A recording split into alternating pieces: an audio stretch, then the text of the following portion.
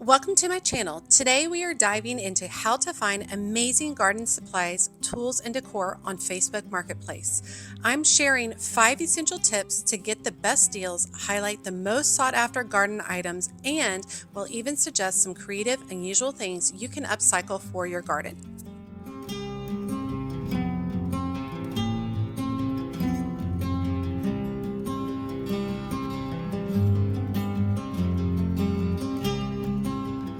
Hey y'all, it's Amanda and this is my Texas Zone 8 garden. And before we dive in, be sure to like this video, subscribe to the channel, and share this video with a fellow gardening friend. Okay, so today's video is a highly anticipated, highly requested video for like the last year and a half. And I apologize that it's taken me so long to get together. I was trying to decide if I wanted to divide it up into multiple videos and then just decided to put it all in one. But today what we're going to do is we're going to go over 5 tips for shopping on Facebook Marketplace for garden items and supplies. So Facebook Marketplace is hands down my favorite place to buy gardening stuff. It tends to be very budget friendly. I find very unique and interesting items, and I just really enjoy the process of it. Absolutely love it. And when I say Facebook Marketplace, that doesn't necessarily mean only going to somebody's house to pick up an item. Quite frequently on Facebook Marketplace, you're going to see garage sales posted. Last year, I saw a decor or a rental warehouse going out of business, and they were selling a ton of stuff, and I got some really great finds from that as well. But there are lots of other things listed within Facebook Marketplace, places, events, and such that you can go to as well, not just going to somebody's home to pick up something. However, I will say most of it is just going to a neighbor's house to buy something from them. So I want to talk about the tips for shopping on Facebook Marketplace. I also am going to talk about the most sought after garden items that people are looking for on Facebook Marketplace. And we're going to talk about unique items to upcycle for your garden. So it's kind of a long video. I couldn't decide if we're going to divide it into 2, but I decided let's just put it all in one and go for it.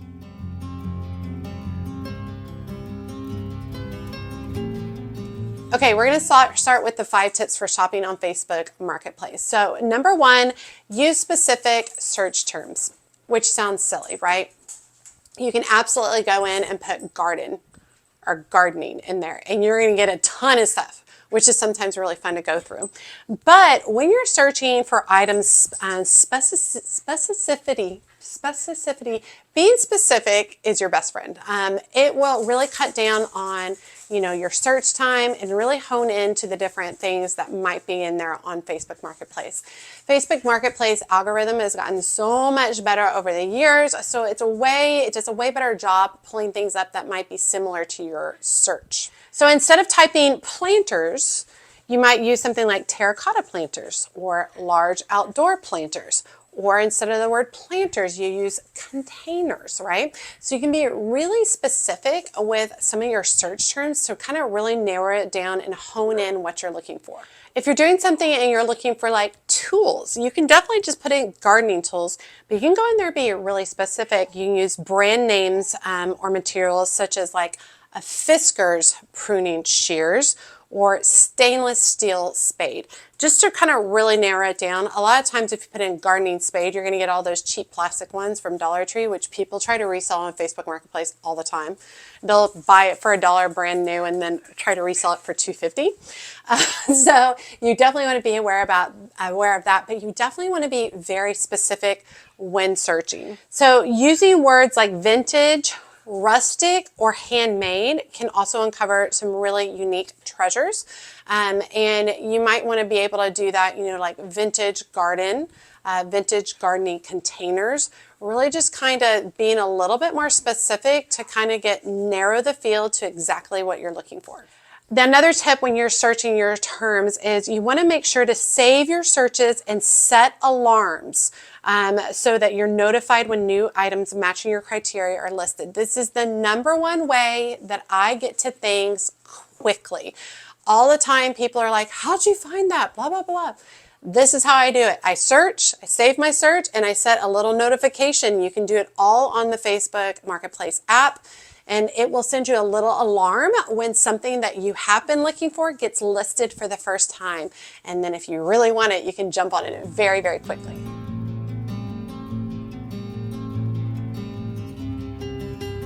Okay, number 2 of my tips is set your location preferences. And the location preferences might be close or far away depending on what you're looking for. So Facebook Marketplace lets you customize the search radius around your location. So it'll get you one pinpoint area, and then it'll do a circle radius around where you're located, so that if you don't want to travel 30 miles away to get something, it narrows that search and does the search just in the area that you are willing to go to. So for a couple of things, for larger items like patio furniture, a smaller radius can save on travel and transportation costs, especially if there's any kind of delivery fee linked to that. However, I find that if it's something I really want and haven't been able to find it anywhere else, I will open up my search space. I will expand my radius to see what other areas might have. Another thing is, if your seller is far away, you can ask if they're willing to meet halfway or if they would be willing to deliver for a fee. I've never actually, I take it back. I did do that. I did that for the wood cabinet that's out on the back patio. I have like a little wooded cabinet that I have a bunch of stuff in. I did have them deliver, and it's because I did not have access to a truck at that point in time, and I forget why I didn't have access to my minivan. Definitely have a friend with a truck for the bigger items. It's very helpful. It's important to remember. Another thing is when you're out about traveling, say you're in a different city for your son's basketball game, or you're going to take a trip down to San Antonio, or you're going to do this or that, be sure to open up Facebook Marketplace when you're in those different areas and cities to see what they might have while you're there. That's always a really good way to find some unusual things that might not necessarily be located in your particular area.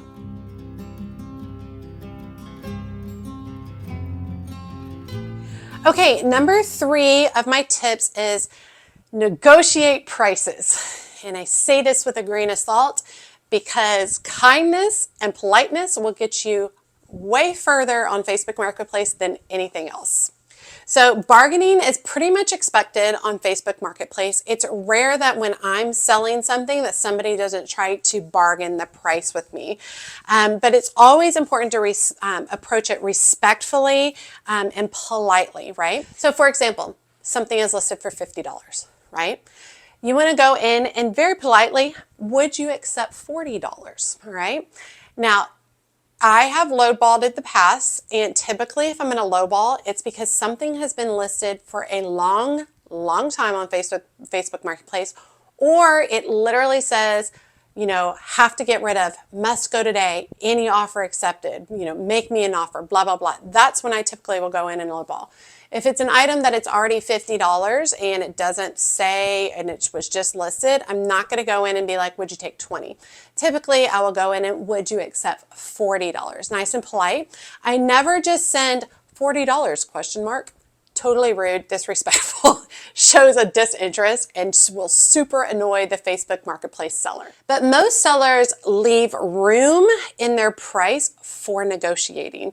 So, but you need to be realistic and you need to be fair. Don't try to just take advantage straight away. Really consider the item. If they've got it priced at $50, you think it's worth $30, go ahead and offer that. That's fine, but be prepared for a no. If it's something you really want, also be prepared to go in there and pay full price to get it right away. But lowballing right off the bat might ruin your chances, especially if an item is newly listed and popular. And we'll talk about some items later on that are very popular on Facebook Marketplace, and when you see them, you just need to jump on them. And if you're willing to pay the price, just pay the full price. Okay, so if a seller is firm on their price, consider asking if they will include extras, such as additional gardening tools or accessories. So here's the deal. When you're on Facebook Marketplace, and hopefully I can put some screenshots up to show you, there'll be a seller, someone selling something, and you can literally click on that seller's information and see what other items they are also selling at the same time. So quite frequently you can bundle together some items. So if they're not willing to go down on the price, maybe you can be like, hey, how about this and this for this price? And that would knock out 2 of their items, and they might be willing to come down a little bit on the costs.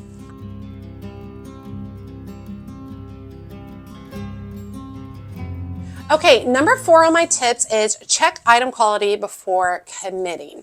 And I think that this is something that I have struggled with in the past because I have a hard time saying no or changing my mind for someone.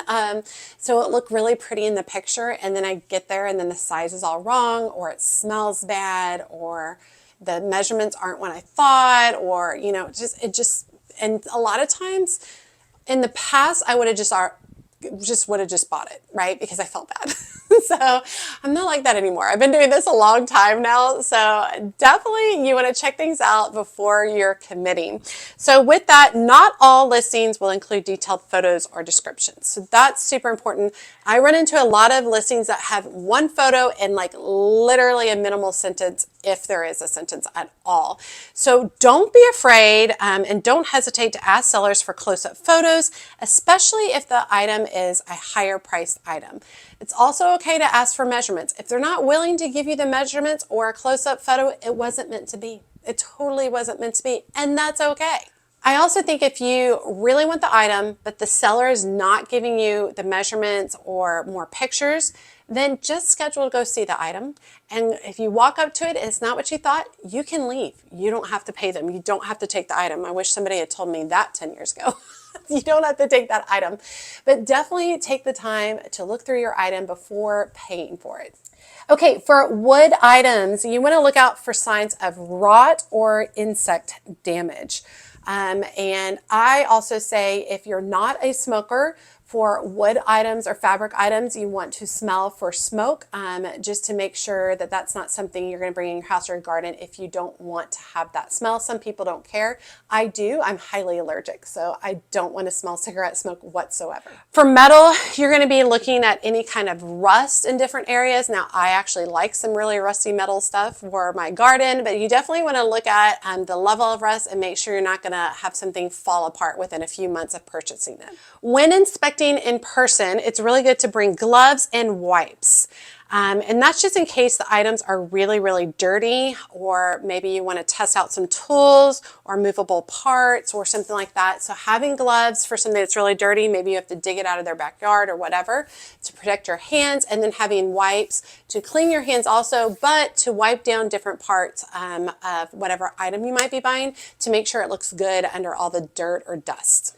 And definitely try any movable parts, move them around, turn things on, plug it in, whatever you need to do to make sure that your item fully works before paying.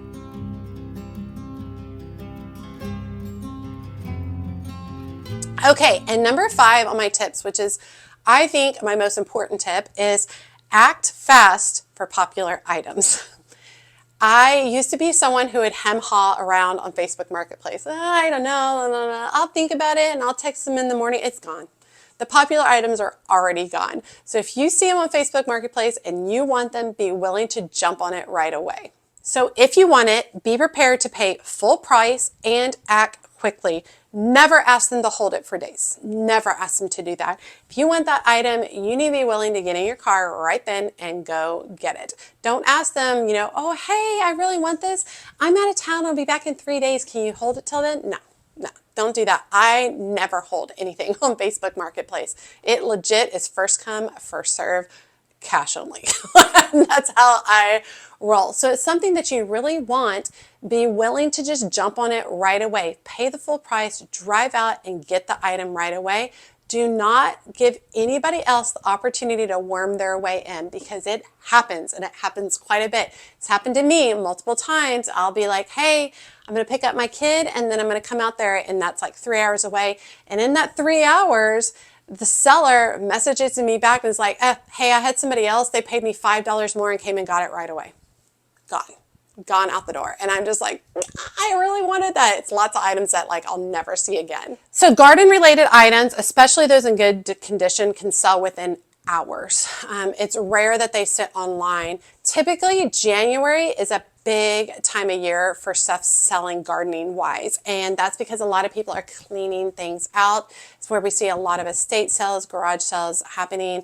A lot of people who are just trying to downsize or minimize all the items that you have. So January, February are excellent times to be shopping for gardening stuff online. So if you spot something, send a polite message to the seller immediately.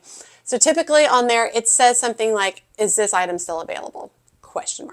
And you can, it's already written on there and you can just send it right away. Instead of just sending that, send something like, hi, my name's Amanda. Is this item still available?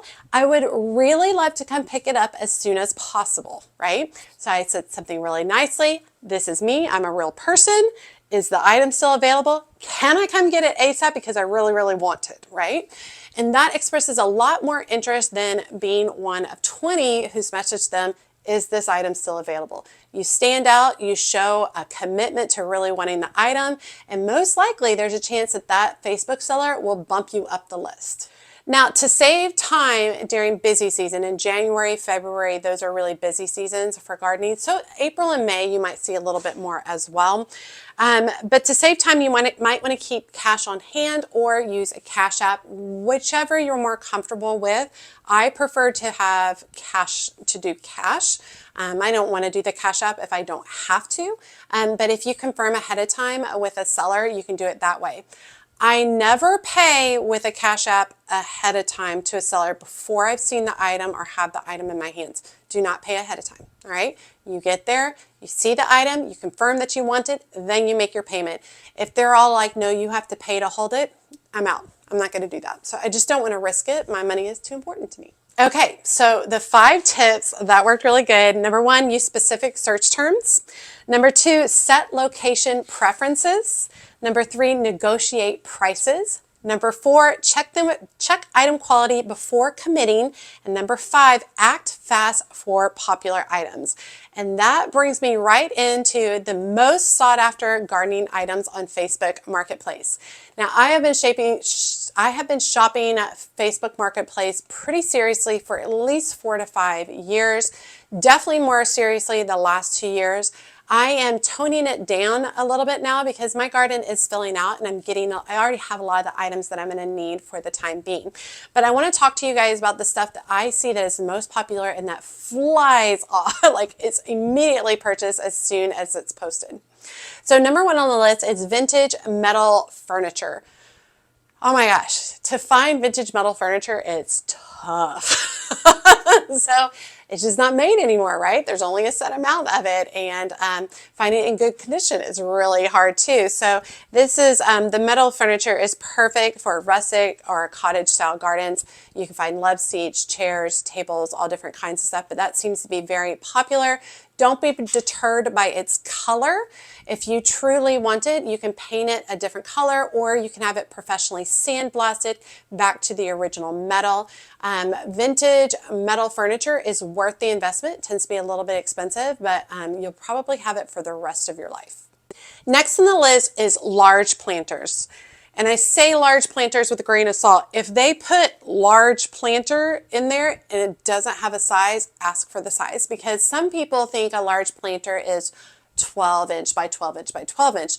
That's a small to medium planter for me. When I think big planter, I mean big planter. Like I want a big giant planter. And terracotta, ceramic, and concrete planters are hot commodities, especially the concrete planters, vintage concrete planters. Those will fly right out the door. I also, when I'm purchasing planters or containers from somebody else, if it has soil in there, I confirm ahead of time that I don't want the soil. I don't want their soil. I want to leave it wherever it is. Can they dump it out ahead of time, or can I dump it out when I get there? I don't want to bring insects or whatever they've got going in their garden and introduce that into my garden. So definitely remember that. Dump it all out. Put it in your car or whatever and wash it off when you get home before introducing it to the rest of your garden. Number 3 on the list, garden tools, specifically hand tools, shovels, wheelbarrows, and especially any of them with a vintage aesthetic. And I don't shop a lot of gardening tools per se on Facebook Marketplace. I prefer to shop that at estate sales. Because that's when I find the best vintage stuff. But you can definitely find a lot of it on Facebook Marketplace. It is a little bit harder to do. When you're shopping for that, remember to use the specific branding terms for the different tools that you might be looking for. Okay, number 4 is outdoor decor. Items like wind chimes, garden sculptures, and bird baths are always on demand, and they are always sold very, very quickly. They're just tough to find.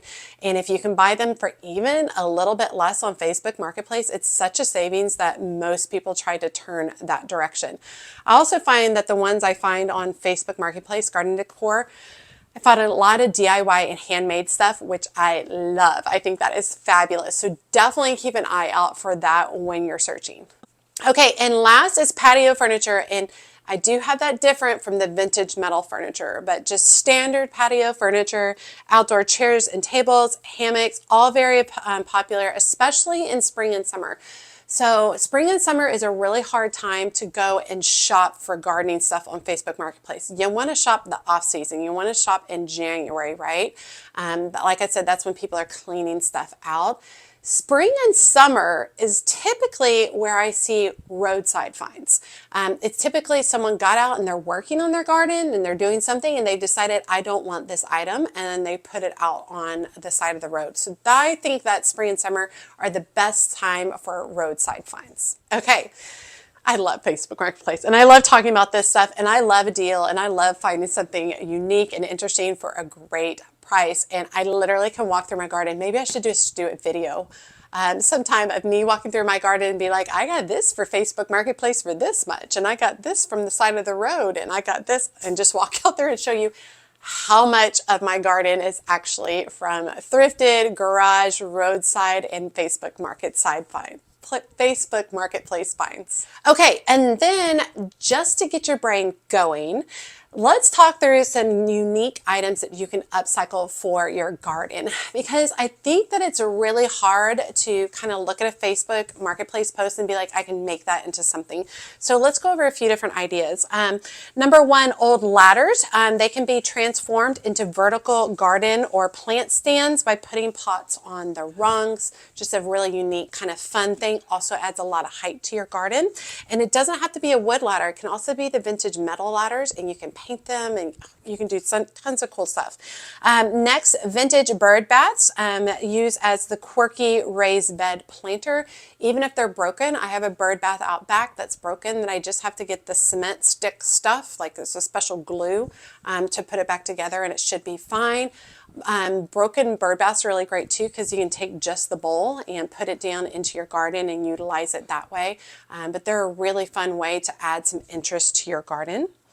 Next, broken terracotta pots. You can create mini fairy gardens or shards as decorative mulch. You can also take shards and put them at the bottom of containers to help with drainage. Don't turn away from terracotta pots just that are broken. Just make sure you're getting them for a very small, inexpensive price, if not free. Next, worn out kitchenware. So teapots, colanders, or even old baking trays can be planters and bird baths. I saw somebody who used a whole bunch of bunt plant pans as planters, which I thought was just super cute and super fun. So definitely keep your eye out. Pictures, things like that, anything that can hold a plant or hold tools and organize different stuff in your garden space. I'm doing a lot of hand talking today. Next on the list is bicycle frames. You can use it as a trellis for a climbing plant and add a basket with flowers. And of course, when you think of a bike, you just think of it sitting upright, but don't forget you can turn it on the vertical, secure it to a rod, a metal rod or a fence or something, and allow it to be a beautiful trellis for a plant. Next is old windows and doors, and I've definitely done this in my garden. Create cold frames or cloches for seedlings. Doors are excellent for vertical garden backdrops or gates. I have a vintage door that goes into my shade garden. Absolutely love it. Really, really fun, and a great way to repurpose some of those, especially if those items already have damage to them, and that most likely a lot of people are just throwing them away. All right, also wooden crates and pallets. You can create stackable planters or storage for tools with the crates, and then with the pallets you can create vertical planters, compost bins, or rustic furniture. I've seen a lot of that on like Pinterest and on social media outlets. Next is chandeliers, hanging planters, or bird feeders. I've always wanted to do a chandelier filled with succulents. I thought it would be really fun. Maybe we'll broach that someday. We'll see. I would do it with lots of colorful beads and crystals. I think it would be super cool. The next one is one of my favorite, headboards or bed frames. Excellent for trellis, decorative gates, and backdrops. I get questions all the time about the headboard that I have, or the trellis that I use for my Don Juan climbing rose. It is an old headboard that I bought on Facebook Marketplace for not much at all. Way less expensive than any kind of trellis that size, and I actually think it looks way better. But I love headboards, and I think that they're a great opportunity to really add some whimsy to your garden. Broken chairs, you can remove the seat, make a planter out of it. I've got like 3 or 4 broken chairs in the back that I've used for planters in the past, and that I would like to reinvigorate for some succulent and cactus planters that I would not run irrigation to. So I'd like to do that this next year. We'll see if I've been wanting to do that for 2 years. We'll see if I get to it. Next, cinder blocks, rocks, or bricks are perfect for borders, retaining walls, or even furniture. And I actually have a big pile of rocks. I think I showed it on a video one time that one of my neighbors was just getting rid of all these decorative rocks that he had in the front of his yard. So my husband and I just went and picked them up for free, no problem at all. That happens quite frequently on Facebook Marketplace.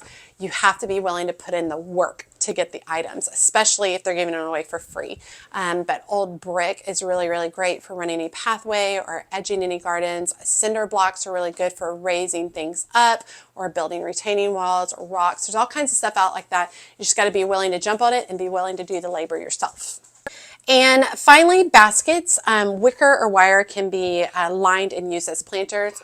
I actually get quite a few baskets from the thrift store, and I line them with trash bags, and I use them as planters all the time. It's a great way. A lot of those baskets are like $1 or $2, and I don't think people realize how much from thrift stores. It's like 80% of what you see in a thrift store actually does end up in the landfill.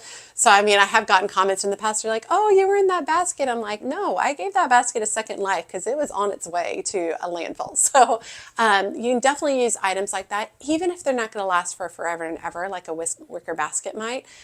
Just giving it a few years and good use during that time is just way better than it just ending up in a trash heap. Okay, I felt like I talked faster and faster as I went on through this video just because I find so much joy in searching Facebook Marketplace, and this has been a very requested video, and I'm very excited to share all my tips and tricks with you so that you can start finding awesome stuff for yourself. I will say, out of all the things on here, the 2 that are the most important is save those searches. When you're looking for something important, save the search and set yourself a notification. Facebook will send you a notification when something is listed for the first time that's within your search. Very, very important. Sometimes I get those at 11:30, midnight when it gets listed, and I jump on it immediately because I'm a night owl. And then the second thing is act fast for the popular items. Act fast if it's something you really want. Be willing to pay for it and be willing to get your backside over there as soon as possible to pick it up.